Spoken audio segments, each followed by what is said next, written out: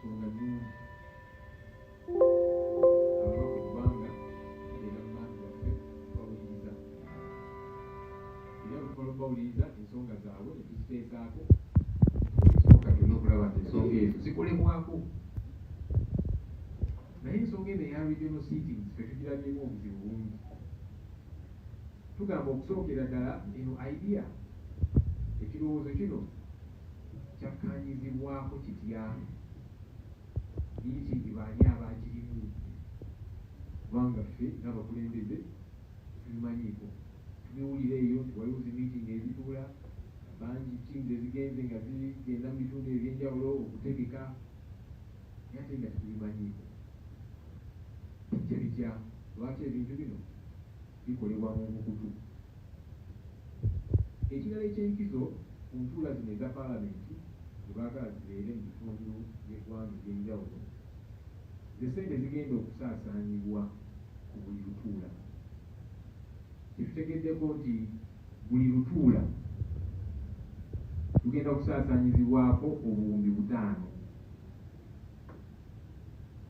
eza Uganda buli lutuula nti kakati tuli Northern Uganda mu ggulu obuwumbi 5 tunagenda embalala obulala 5 tunagenda embaale obulala 5 ne mu Central Region Luweero oba Masaka obulala 5 kakati nga twebuuza sente zino really kyamagezi nnyo okuzisaasaanya bwe tutyo kubanga wano tulina we tutuula bannayuganda ki kye baagala nti we tunaatuula wonna twogere ku nsonga ezibaluma era tuzikoleko tumekige sure nti bafuna obuweereza kye baagala ddagala malwaliro gaabwe baagala amasomero g'abaana baabwe babe nga gakola baagala enguudo baagala buweereza service delivery naye kati bw'ogamba nti tugenda kukwata ababaka bonna 529 n'abakozi n'ebirala byonna abakozi baminisita n'abalala kakati paalamenti tugenze tuli balala tugenze tuli ggulu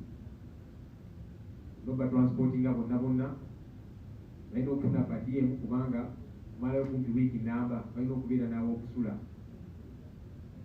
ne logistics endala zonna lwaki munnayuganda oyo ali embalala ali eggulu ali embaale abafunyemu kubanga tuba tusaasanyiza obuli 5 tugenze eggulu naye bw'obuuza omuntu ali eggulu ajja kugamba nze kyenjagala mu ggulu regional referral hospital ow'embalala ajja kugamba kyekimu ntute okusaasanya sente ezo twagala sente ezo zigule eddagala mu ddwaliro lyaffe zikole ku nguudo zaffe n'obuweereza obulala kyebaagala nate kakati fetusaze nti kati paalamenti na gyetujja okutransportinga tugende tuteesezeeyo tukomewo ate nga ne bwe tugenda ne tuteesezaayo tusigala lutuula lwa paalamenti mu paalamenti ababaka bokka be bateesa soka ne bwe tunaabeera mu kitundu katugambe tuli ggulu yes bayinza okuyita LC5 chairperson maybe ne bakansala abatonotono bajja kubeera wali mu galale tebakkirizibwa na kuteesa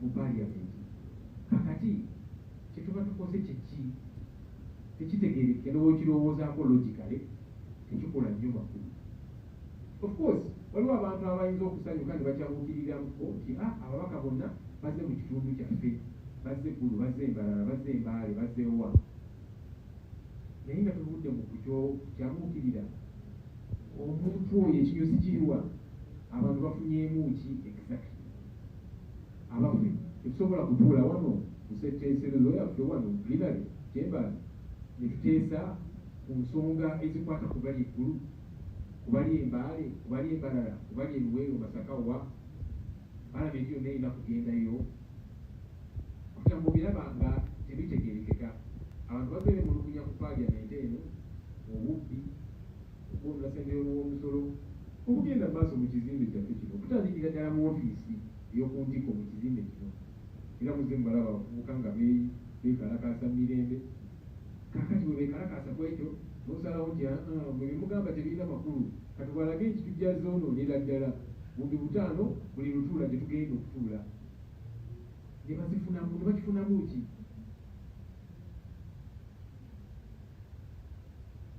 tulina committees eza paalamenti committees zino zitera n'okwemulugunya ensangi zino teziyambiddwa kimala tugende ebitundu by'eggwanga ebyenjawulo okulondoola kino okulondoola kiri kubanga komite ezo zitulina okwempawalinga nezigenda nezogera n'abantu eyo kitulina okukola tosigama nti palamenti yonna yonna yonna yonna tugisitule tugende tugiteeke wali tutule mu woteri gye tunaabeeramu oluva mu woteri tuveeyo tukomewo e Kampala kati abantu beeyo okujjako okwonoona ssente ezo obuwumbi obutaano baba baganyuddwamu ki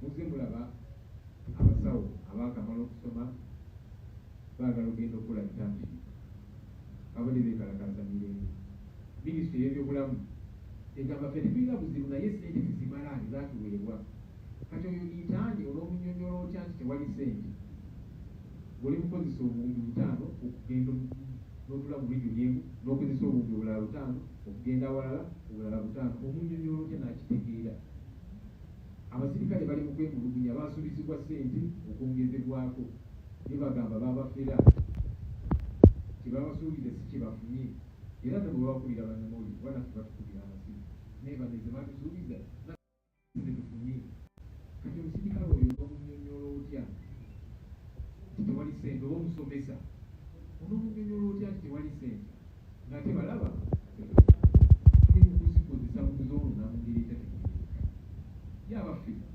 abantu abalaba obubbi obugenda mu maaso obannyonnyola otya kino tekiri bukozesebwa oba oliawo okubbiramu ssente kubanga byonna bikolebwa mu nkukutu nga abakulembeze tebatuinvolvinze etumanyi kikigenda mu maaso meeting zitulee mu nkukutu komitiizi wenziri era abantu baze bagenda mu bitundu bino ebyenjawulo okutegeka naki naye kati ffe nga tetumanyiiko nze nkyogerako nti commission meetings ezirina okuteesa ku bintu bino n'okubiyisa kubanga birina ssente ezeetaagibwa tetumanyi ddi wekituula juzi twali mu meeting emu owekitiibwa Nabbanja prime minister naye neemulugunya n'agamba nze nasemba okuyitibwa mu commission meeting March omwaka oguwedde neewuunya kubanga bamuze bwe mbyogerako bagamba ssenyonyi oyogera nnyo naye Nabbanja lwakubanga yatya okwogera ennyo natugamba mu meeting yali ennene nnyo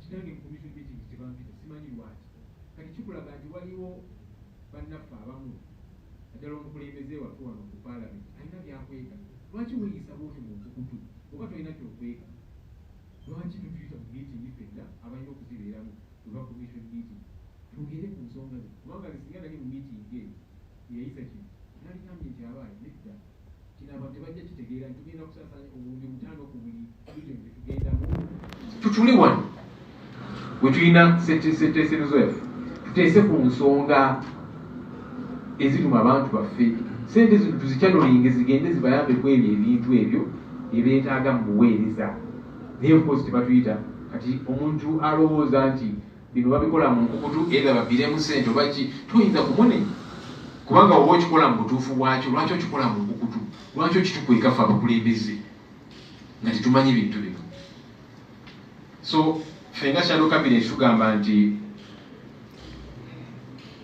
ng'aba opposition kituzibuwalira okwetaba mu ntuula zino kubanga abantu baffe tetuyinza kubannyonnyola ne bakitegeera togenda munnyonnyola nti twagenze eggulu ne tusaasaanya obuwumbi butaano twagenze embaale n'obulala butaano tugenda embaala obulala butaano tugenda oluweero oba emasaka obulala butaano n'omunnyonnyola nti obutaano obwo bwasaasaanyiddwa okuyamba ggwe tajja kitegeera kubanga ye kyayagala nga bwe ŋŋamba ayagala ddagala mu ddwaliro ayagala enguudo ezikola ayagala amasomero agakola ku lw'abaana baabwe baagala buweereza saavisi delivery nga tugamba ti tuyinza kwetaba mu kintu kye tutasobola kunnyonnyola bantu tebajja kitegeera kubanga naffe tetukitegeera twalyagadde ebintu ebikolebwa sogerera bireme kubeera mu kutu biribeere birambulukufu naffe tuwe endowooza yaffe nga tugamba nti nedda kino kiba kikyamu tutule wano tuteese ku nsonga eziruma bannayuganda bonna mwebale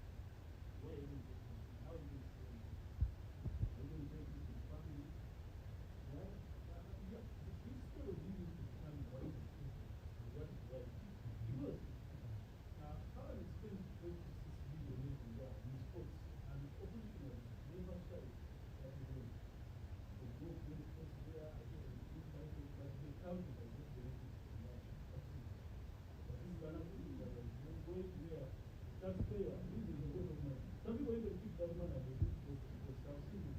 But I see how many of parents keep the money, they go there, spend all this, come back to them. And money is just an opportunity. Participate in activities is like so fiscal community is telling what is evil and what is right. Because going out to the public, I fear it is the people, those are people who are people. Why did you go once in a while and try to go? Why did you go to Umas and say, Nigeria is there? But go and meet the people of Peru. Now, there are things I want to understand. Because that's why we use the story. It's very important to say what the next have is. Let's put the story this point is the same. Yeah, that is the standard. So if you shy, you don't want to listen to the story, you don't listen to the story. You don't respond to what you say. But if you go to boycott and next day we see you in fires, just call you to council.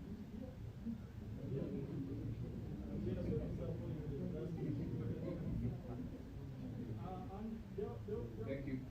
Maybe that should be the last one, so that other people have. Let me repeat that. We have had issues with parliament building. That part is not accompanying all of you. And that thing is not anywhere on the political agenda. The building was still there. I don't know, it was supposed to be completed in 2022. 3 years later, stolen, nothing happened there. I hear every day people from the you made that inclusion that the building is very good. Very big parliament is because people can't sit there. There can be a reason as to why people are going underground and sit there. So it's parliament.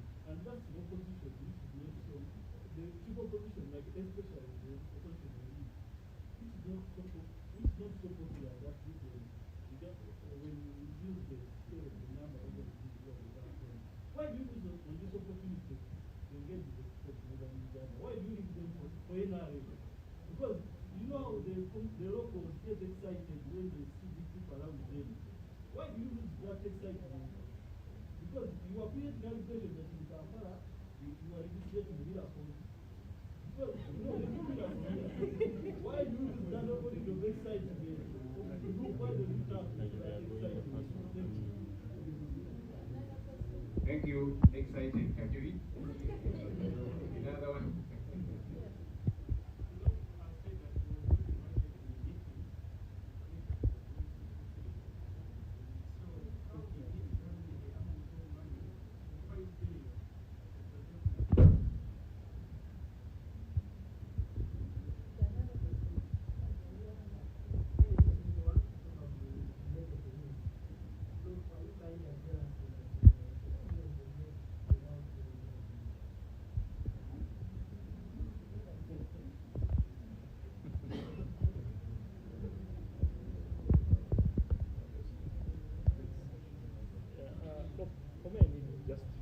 This for us all to know. Yes, they say those sittings happen and then they make those decisions without your presence. But there's some allegations that say that however much you don't attend, but they give you allowances for those meetings. So is it true or is it a lie?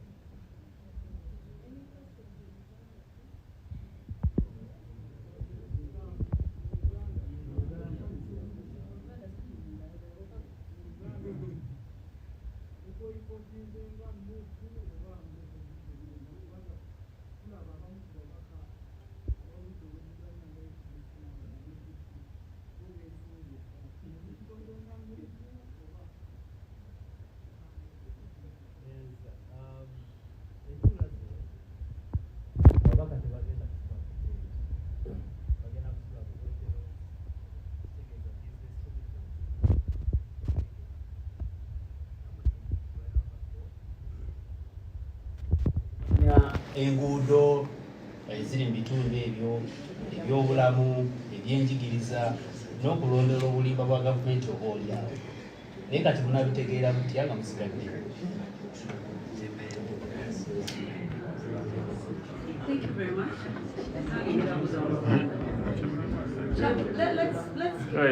Ekibuuzo kyange kiri okusalawo okugenda okukolebwa parliament entuula ezigenda otuula mu bifeebi zigenda kuba generalized nti parliament esazeewo mugenda kikola mutya okujja kuga nti ffe titwaliyo because kugenda kwa kusalawo kuli geno nga parliament ebirungi oba ebibi mugenda byejjako mutya.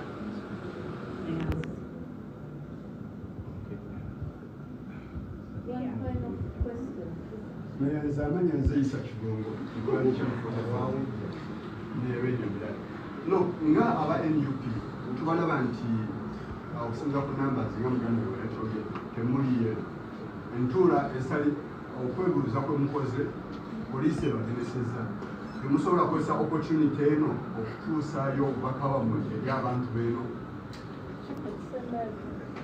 Kibonero kikyogenda ababaka abalinda okuvuganya abagenda okubeerayo kubeera abagenda kubeerayo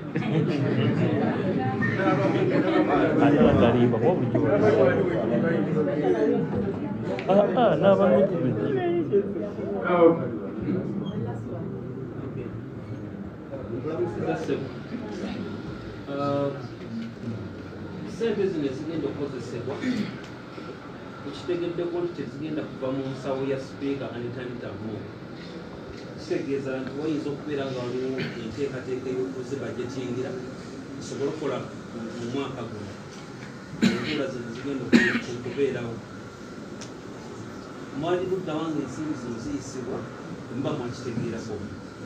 Ekyokubiri wakulirako akakiiko kakusase akakola obulungi ennyo ripooti ezetteemu naye mwakunya nnyo abakungu ba gavumenti okudaivatinga ensimbi kubeera nti zaali zinakola zino ne bakikozesa ekirala. Ensimbi zono zibeera zabalizibwa nga zigenda kukola ku ntuula zino ne mwabula kuba okusinziira kwogerako wabudde ensimbi zino zandigenze neziyamba nga bamedical intern n'abalala wezikwatibwa nga zaagaliddwa bakola kiri ate nezikozesebwa ekirala wabeerawo okumenya amateeka naye nga focus erwali kuba nti abakulu bagamba nti ensimbi zayigizibwa muira zitandika okukozesebwa mu kiseera kino.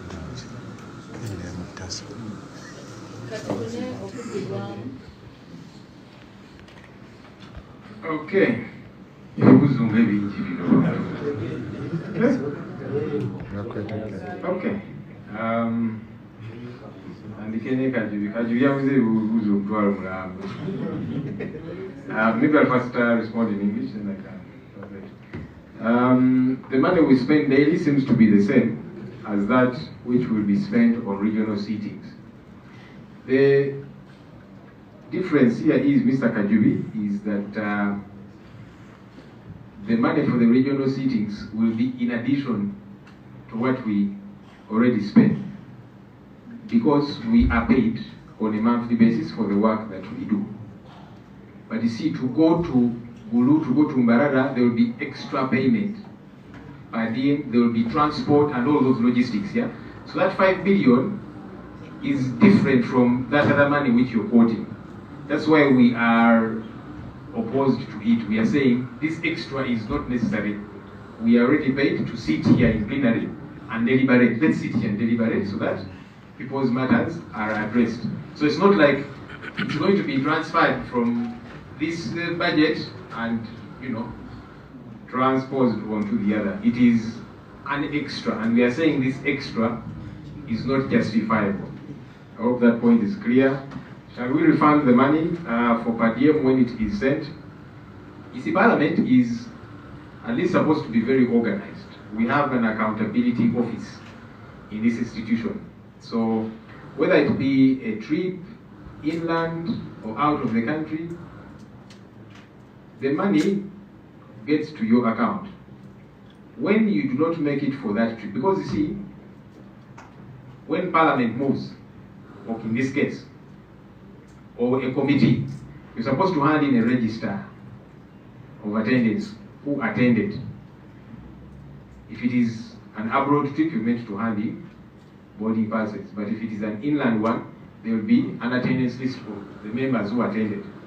So what happens is, that list is given to the accountability office by the technical people. And whoever is not on that list, at the next month's salary, that money is deducted. That's how it's supposed to operate automatically. Yeah, so that one is not a worry at all.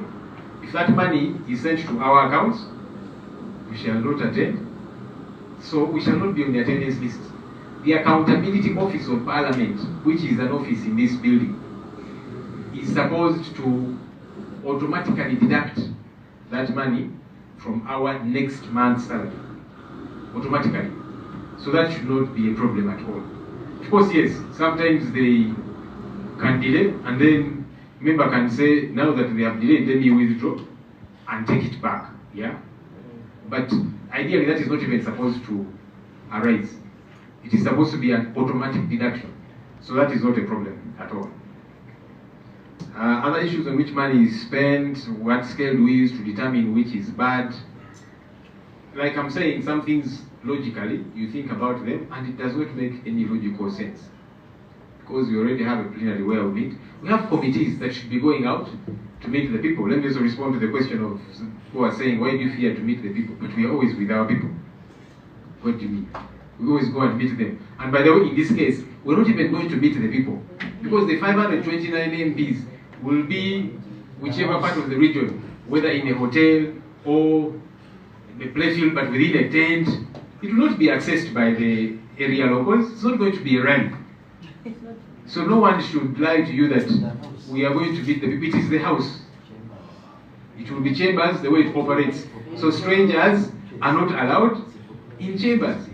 So the speaker makes a proclamation and says, this place is now Parliament of Uganda. So any non-member is a stranger, they are not allowed there. So it is even not true that we are going out there to meet with the people as if it's a rally or some kind of consultative thing. No, that's what committees of Parliament do. And we are saying let's empower committees to do that job. You also asked responding to SONA yet. We didn't attend. Okay, but you see, we made very clear what we are going to stay away from. That doesn't mean that we don't produce an alternative State of the Nation address. In fact, what I presented the other day was not just a response to Mr. Museveni's speech. No, I was saying, we were saying, that this is the true state of our nation. This is the true state of our economy. This is the true state of issues of service delivery, corruption, healthcare, infrastructure, and so on. So it's important. No one can take that away from me just because I did not attend the other sitting. No. We need to tell Ugandans the true state, and that's what we did in our, it's actually an alternative State of the Nation address. And if you listened, I was not just responding, even though I got a copy of the booklet of his speech, I wasn't just responding to the issues he raised, because there are many other critical issues he didn't talk about. Me, I raised them because, as far as we are concerned, they are part of our state as a nation. So, I hope that responds to that. The new building. I have raised this matter severally, and maybe this is an opportunity to raise it again as a red flag. That new parliament building was supposed to be completed. The first time was 2019. They pushed the date 2 years. They keep pushing it ahead. Now, in the meantime, Parliament spends billions of shillings to rent Kingdom, Development House, Queen's Chambers, billions every year to rent. And yet, the building of Parliament should have been completed. Would you blame anyone who imagines that maybe the owners of some of these structures, they are in cahoots with some decision makers to make sure the new building of Parliament does not get completed? Because once that new building gets completed, those people are not in business. We will not be paying the billions we pay to Kingdom every year, or to Queen's Chambers, because it is billions every year. So your guess is as good as mine. Perhaps why that new Parliament building has delayed. Because once it is completed, somebody is out of business in terms of billions of shillings. So it is obvious. And like I keep saying, no wonder where these decisions are to be taken. Some of us are kept out because they know our stand on some of these things. I don't see why we should be spending billions upon billions of shillings every year to rent, and yet the new chambers of Parliament, the new building of Parliament should have been completed. So it cannot be an excuse of there is no money to finish that building, but you have billions that you're using to rent on an annual basis. How did we determine the 5 billion shillings? I may not attend commission meetings, but I sit in this building called Parliament. So we do get information. But also, if my figure is not accurate, then let the Speaker, which has the Parliamentary Commission, come out and tell the nation the true figure, just in case the one I've shared is not the correct one.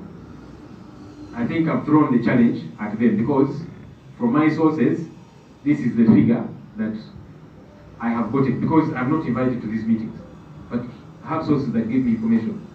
So the sources have given me this figure of 5 billion shillings. But if the Speaker or anyone wants to say that my figure is not accurate, then let them tell us the accurate figure with the records and documents so that it becomes clear. Somebody asked, am I jealous that decisions are made without me? I don't have to be jealous. I'm the leader of the opposition. I am a member of the Parliamentary Commission. So it's not a question of, I also want to attend that meeting. No, I am a legal member of that commission. So I'm not just dying to attend the meeting or that kind of thing. No, I am a member of the commission and I'm supposed to sit in that commission where these decisions are taken. Because problematic decisions are taken. And the people out there are saying, but what kind of decisions are these? So I am demanding by right, as a member of this commission. You get allowances for commission meetings. I get a responsibility allowance as leader of the opposition for those tasks. Anything else that happens in the commission, I don't know. Because I don't attend those meetings. So I don't even know if there is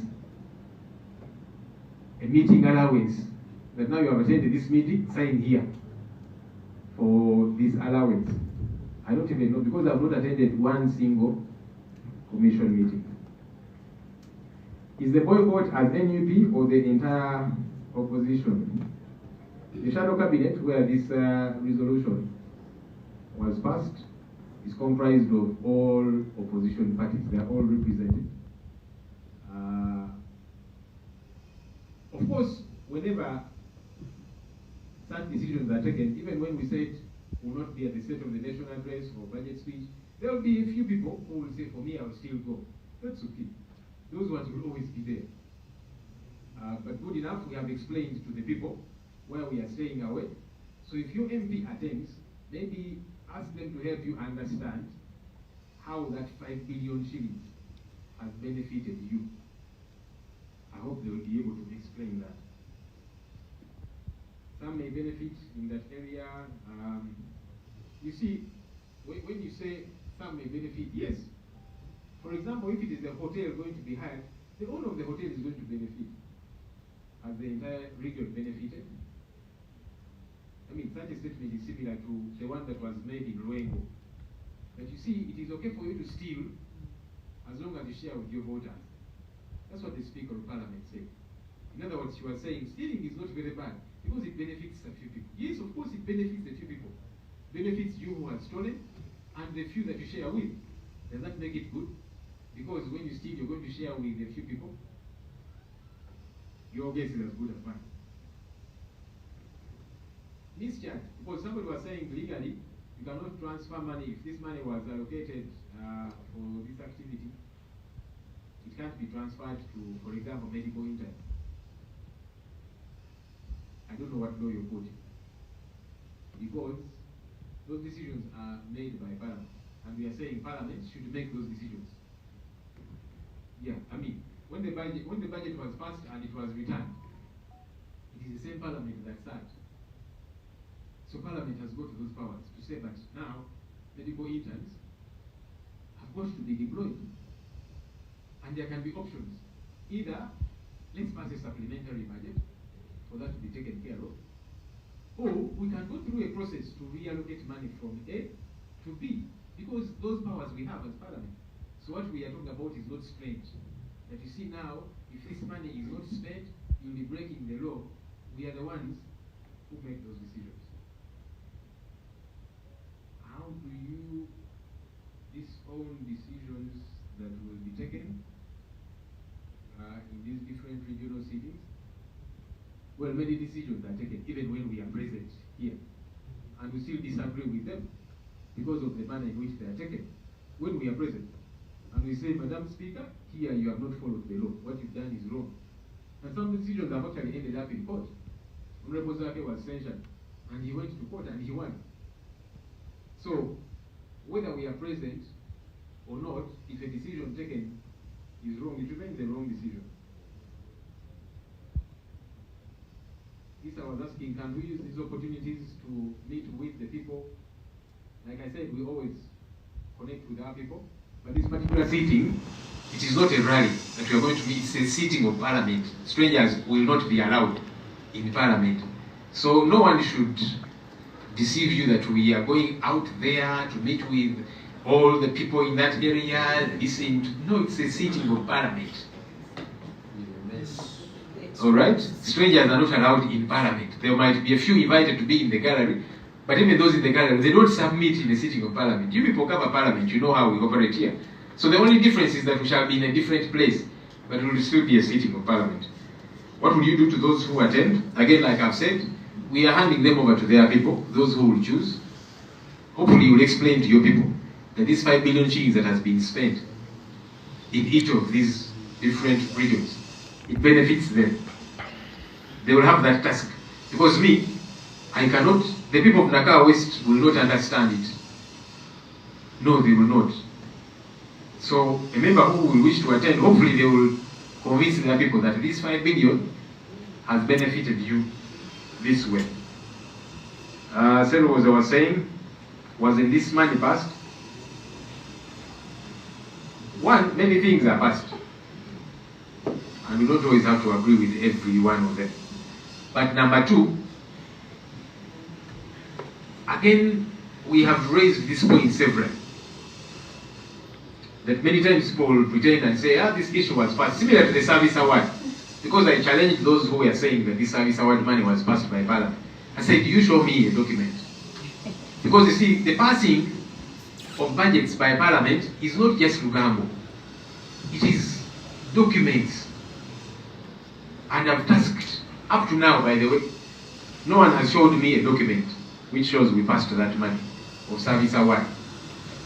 So it is similar when you say, this was passed and that kind of thing. Sometimes there might be a lump sum and you just pick from that and they use it. But regardless, let's do the right thing. Very quickly, Muganda. Sente zayisidwa kajulinga abuuza. Kubanga already buli lunaku Parliament esaasanya sente nyingi. So kyekimu bwe tugenda eggulu, si kyekimu. Ez'okusaasaanya nga tugenze eggulu, embalala, embaale, ate ezo ziba zeeyongerako bweyongezi. Kubanga bwengambye already tufuna omusaala, ky'odula bangamba tutuule wano museeteeseroze naffe tuteese. Kubanga already tusasulwa. Naye kati bwe tuba bagenda eggulu, embaale, embalala, kuba kweyongerako eza transport, ababaka bonna, baminisita, abakozi, baddiema w'okusula kubanga kubeera ddala okumala ennaku kumpi wiiki nnamba. Kati ebyo byonna byeyongerako. So kyanjawulo si kyekimu, toyinza gamba nti byebimu kubanga tebifaanagana. Sente tunaazizaayo nga ziteekeddwa ku akawunti zaffe. Nga bagambye nti Parliament erina office gye tuyita accountability office. Office eyo yateekebwawo okulungamya ensonga zino nti omubaka oba staff member bw'aba atambudde oba wabweru wa ggwanga oba mu ggwanga alina okuwa accountability eyo. Bw'oba otambudde wabweru wa ggwanga oleeta boarding passes. Bw'oba omaze ennaku ntono kwezi wali olina okumalayo kyekula kyokka boarding pass eba eraga. Era nga ssente ezo zirina okutemebwako omusaala gwo ogw'omwezi oguddako ne bwe kuba kutambula. Kakati bwe tuba bagenda eggulu oba embalala wabeerawo attendance. Kakati ffe abataabeereyo ku attendance tujja kubeerako.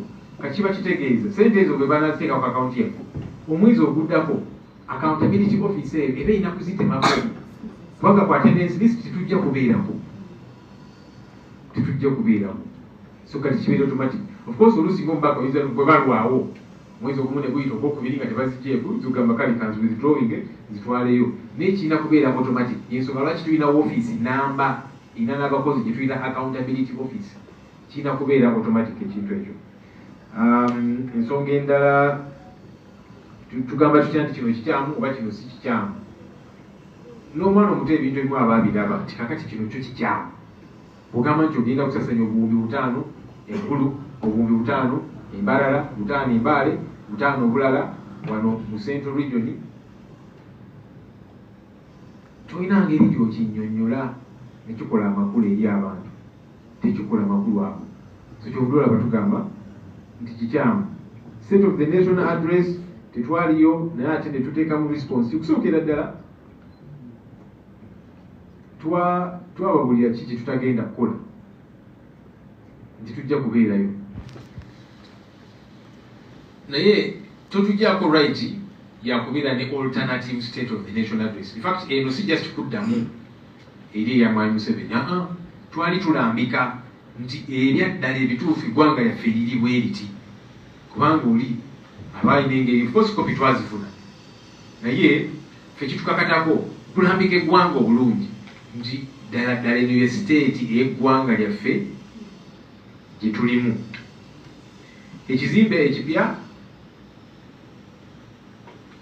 obuzibu we buli era tugezaako kinoonyerezaako. Ekizimbe kya paalamenti ekipya kyali kirina kuggwa 2019, ewongezayo emyaka 2, ewongezayo emirala, kati tukyali awo. Buli mwaka paalamenti esaasaanya obuwumbi ku Kingdom, esaasaanya obuwumbi obulala ku Queen's Chambers n'awalala wetupangisa. Paalamenti wepangisa ababaka okubeeraniza ofiisi n'abakozi. Ekyo tekyali baddewo singa ekizimbe kya paalamenti ekipya kyaggwa dda. Kati ekyo kikulaga nti kusokera ddala obuzibu bw'ekizimbe kya paalamenti okuggwa si nti tewali ssente, kubanga waliwo obuwumbi paalamenti bwekozesa okupangisa.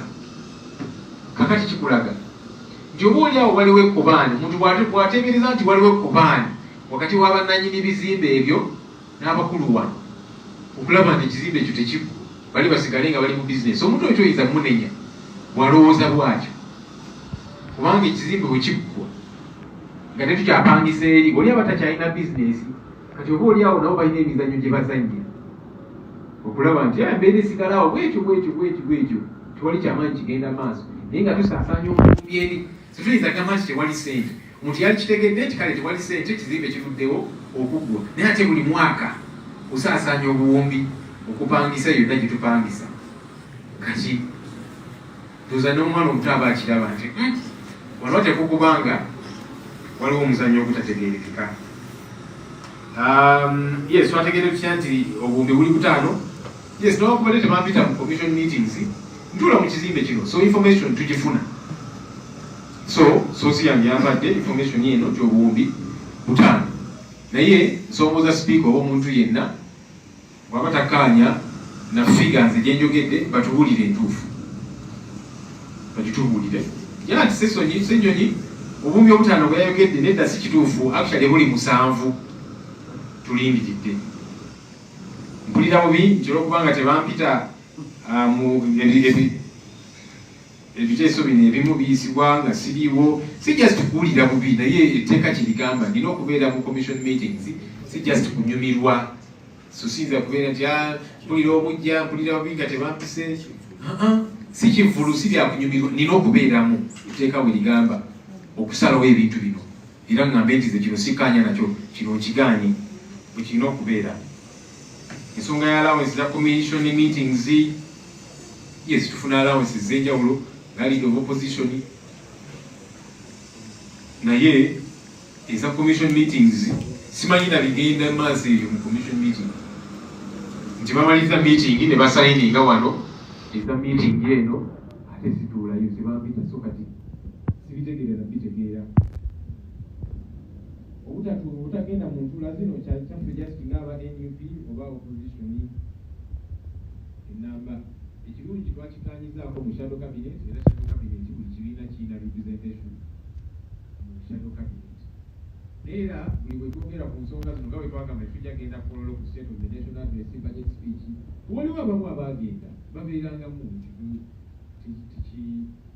temukyewuunya babeerangamuko abamu naye tugamba nti abanaagendayo kasubire banannyonnyola abantu baabwe bakiikirira anti nagenze eggulu esaasanya obwo 5 netugenda embalala bulala 5 netugenda eddala 5 nti era bwakuyambye bwe buti kasubire banannyonnyola abantu baabwe bakiikirira bakitegeere. Yes, abantu abamu banaaganyulwa mu ntuula zino. Yes, bwe tugenda mu kifo ekimu okupangisiza hoteri, of course nannyini hoteri ajja kuganyulwa nekiba kitegeeza nti ekitundu kyonna kiganyuddwamu ng'omuntu alina endowooza eyo aba talina njawulo ne sipiika kyeyayogera bwe yali ebengo n'agamba nti tewali nnyo obuzibu bw'obba ssente n'ogenda n'ogabana n'abalonzi bo. Kyeyali agamba akikula yali agamba nti enguzi simbi mulimu abagifunamu, of course mulimu abagifunamu, oyo azibbye ssente n'abatono bagabanye nabo. Ni kaakati abasinga bo baganyuddwamu ki ate obbye ssente zaabwe, awo wali obuzibu. Nisikyaji nti kaakati palamenti ssente bwe ziba nga zirina kukola kino ate bwe mugamba nti zidde ku byala nga medical internet naki palamenti yeyisa ebintu bino, yeyisa ebiteeso bino ebisobola okukiisa tega nti kakati zino zive wano zidde wano. Process eyo emanyikiddwa obulungi nti ba medical interns baagala ssente zaabwe, abasirikale, abasomesa naki nti kakati mulete supplementary budget tuziyise. Palamenti ebiyisa nti kakati tutole wano zidde wano. Obuvunaanyizibwa obwo buli eri palamenti. So sikipya nnyo ebinaagezebwako n'abyegana tutya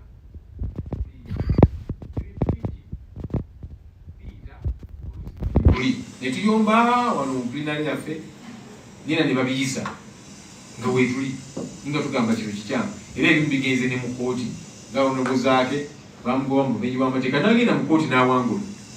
So oba weetule tetuliiwo ekikyamu kisigala kikyamu.